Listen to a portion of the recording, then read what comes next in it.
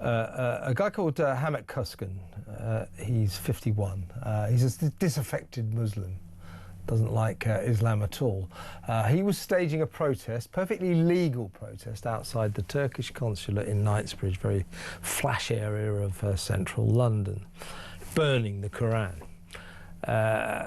Legal. That is a legal protest. We don't have blasphemy laws. You're perfectly entitled to set fire to the Bible or the Koran or any other religious book if you want to. I wouldn't advocate it. I don't think it's a very nice thing to do, but if you want to, it's not against the law. That's about freedom of expression, freedom of speech. A Muslim guy called Moussa Kadri, he's 59, lived nearby. He saw this, lost it, went back to where his place of residence, his house or flat, whatever it was, got a knife. And you're going to see this now. Here he comes, slash, look at this, dum, look at that. There's the burning Koran. He goes to the ground, he kicks, look at that. And all the time he's screaming, you insult my, look at that, I'm going to kill you, I'm going to kill you. In court yesterday, or in court this week, Southwark Crown Court, that guy, that maniac, that knife-wielding maniac, was sort of set free, was allowed to walk free from court by a judge who said, oh, previous exemplary character, but this crime, look at that, for God's sake, clearly crosses the custodial threshold. The judge then proceeded not to send him to jail. He didn't put him into custody. And he said, oh, he told the police, I would protect my religion. And the judge said, well, yes, you're very upset because of your religion, previous exemplary behaviour, but I'm afraid it does cross the custodial line. And then he didn't put him into custody. He gave him a 20-week prison sentence, suspended for 18 months. Suspended sentences, folks, are ludicrous. It's the equivalent of just letting people off.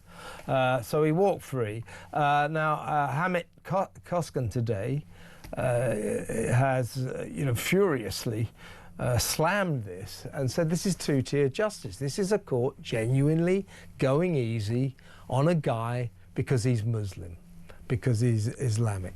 And I don't think many other people, other types of people will get away with what we saw there. Let's speak to, now Hamit Coskun has been represented throughout his ordeal. By the way, he got a 250 quid fine, 249 quid fine for religiously aggravated public disorder. He's appealing that sentence, that fine. He's appealing against that. But why did that go? Why would that was a really vicious attack. You saw it. Why was he allowed to walk free? Is this two-tier justice? Is this a British court going easy on a guy because he's a Muslim? For fear of the charge of Islamophobia or something. Let's speak to, from the Free Speech Union, who, as I say, are representing Hamit Coskun, Sam Armstrong. Hello, Sam. Evening, Kev. Well, you heard what I just said. What are your thoughts? Judge Adam Hiddleston gave Kadri a 20-week prison sentence, suspended for 8 months. I don't know why they bother with this nonsense. They might as well say, well, Mr Kadri, I'm letting you go. I'm letting you off. And that's essentially what it was. Mr Coskun says this is two-tier justice. This is favouritism towards Moussa Kadri because he's a Muslim. Do you concur? Well, consider the situation in which the shoe was on the other foot. Perhaps there was a stall in the centre of a town somewhere in this country in which a white Christian man heard a Muslim doer, preacher, someone who's trying to proselytise people on behalf of Islam. Perhaps they were saying that they did not believe that Jesus was the Son of God and that Muhammad was instead the true prophet of God, and Islam was his true religion. Imagine that they went into their house, retrieved a knife, went back out into the street, repeatedly shouted that they were going to kill that person, forced them to the ground as they slashed them again and again and again and again with that knife. Can you imagine? Can you imagine that a man in those circumstances, a white Christian man slashing at a Muslim who was trying to convert others to the cause of Islam, would not have been sent to prison? Honestly, hand on heart, someone who's worked in and around politics basically his entire life, I can't tell you that, Kev, because they wouldn't have been.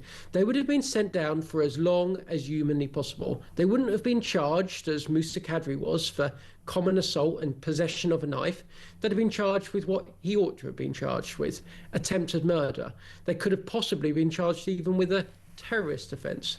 The police don't care, they're not interested. In the video that's playing now, there was another man who was driving, surprise, surprise, a takeaway delivery bike, who kicks Hamit Coskun when he's on the ground repeatedly. Oh yeah, I can see that now, yeah. You can see that now. Have the police even bothered to track him down? No, they haven't. On the other hand, Hamit Coskun was prosecuted by the most senior barristers in the country, who threw the book at him for burning his own copy of the Koran. Kev, I wish it wasn't true. I wish I didn't have to come on television late at night and say that we lived in a country in which there were two standards of justice. One standard if you're in vogue at the minute, and one standard if you're speaking out about Islam or the climate madness or gender or everything else. But the sad reality is you just cannot get away from it, and it breaks your heart as someone who cares for the institutions of this country. Absolutely. I spoke to Jake Berry, the former Tory party chairman, sober Jake Berry, last night, and now, of course, with reform. He called this a dark day for British justice. I also spoke to the eminent barrister, Stephen Barrett, and he said this is a disgrace. He says, because what we have here, this is this guy cannot say, oh, in the heat of the moment, I had an explosion of temper, I lost my temper and attacked him, because he saw Hamit Coskun in the perfectly legal process of staging a protest by burning the Koran. He saw this and went back to his place of residence to get a knife and then came back. That, in the world of law, is called premeditation. And a premeditated attack like that should not be rewarded with no custodial sentence. It's a disgrace, I think.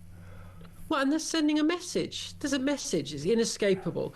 If you're a Muslim person who feels offended at somebody denigrating your religion, you can go and commit as much violence as you seek to do, and the state will not only will it not send you to prison, it will criminally prosecute the person who you feel has offended your religion.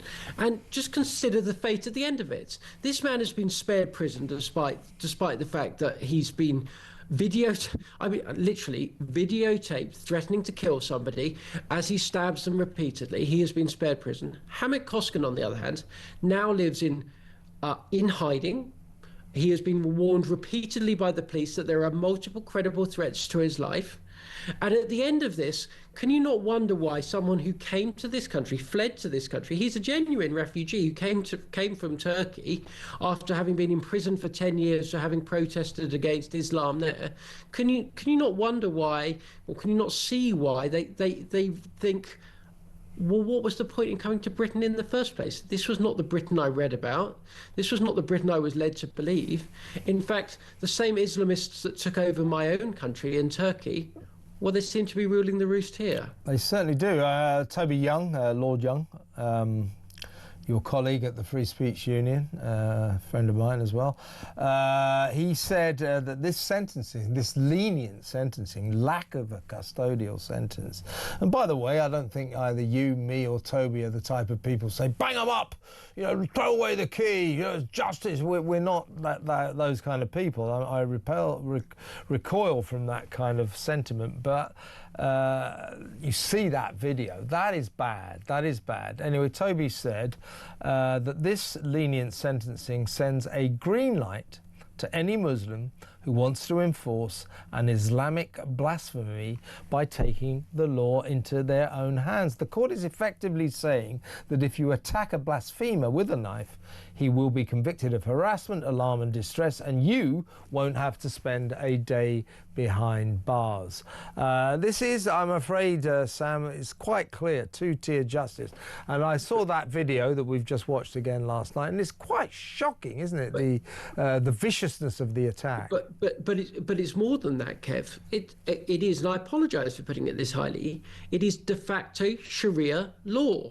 It is sending a message to people on the streets of London that if you cross or transgress across a line of Islamic law that is written in there, that you mustn't denigrate the Prophet or his words in the Koran, that you can go out and you can seek violent retribution in the same way as Sharia law prescribes. That is the message that's been sent to people on that side of the ledger. And in that way, Donald Trump is right about what is happening in Sadiq Khan's London. But consider the message on the other hand. If you speak out about what's going on in our country, especially if you get it wrong, if you go over the line and cross the line, as Lucy Connolly undoubtedly did, but in one swiftly deleted tweet, well, what's your fate then? Lucy Connolly didn't stab anyone. She didn't threaten to kill anyone. She didn't repeatedly stab someone. She didn't do it in a premeditated fashion. What was her fate? 31 months in prison. A mother. Exactly. It is disgraceful. I couldn't agree with you more. And Kadri, during this altercation, this explosive altercation, said, "Burning the Koran, it's my religion. You don't burn the Koran." He later told the police, "I protect my religion." People like Kadri, they do actually feel that, you know, it's against, that it is illegal to burn their book. It is illegal, or somehow or other transgresses some unwritten law, that you insult their religion. I don't think that people like Kadri can get it through their heads. As I say, it's not a nice thing to insult a religion or burn a religious tract. But people like Kadri, they cannot get it through their heads, you know, that this isn't Syria, this isn't Afghanistan, this is Great Britain. And in Great Britain, you can burn the Koran as a protest. And we can, if we want to, Mr. Kadri, insult your religion as well.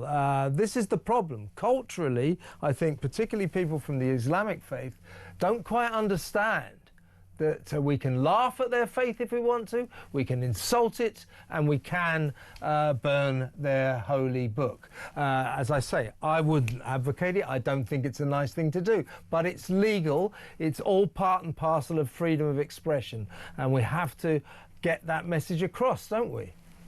Yeah, well, look, let me be blunt. I am not a Muslim. I do not believe in Allah. I do not believe that Muhammad was his messenger. I do not believe that anything that is written down in the Quran is the word of God.